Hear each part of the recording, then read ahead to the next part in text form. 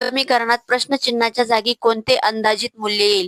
ब्रॅकेटमध्ये वर्गमुळात 325 अधिक 12 भागिले 3 गुणिले 2 मायनस वर्गमुळात 145 ब्रॅकेट कम्प्लीट डिवायडेड बाय 2. आता याच्यामध्ये आपल्याला 2 पेक्षा जास्त साइन आणि ब्रॅकेट पण दिसत आहे.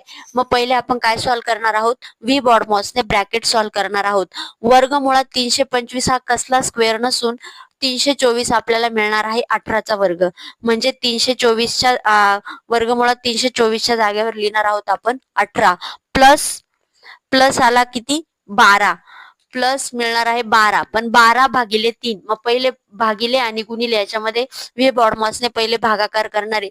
12 भागिले 3 येतात 3 चोक 12 आणि पुढे गुणिले 2 4 दुने 8 म्हणजे इथे मिळाले 8 आणि मायनस मायनस वर्गमुळात 145 वर्गमुळात 145 हा कसला स्क्वेअर नाहीये पण 144 हा 12चा स्क्वेअर मिळतो.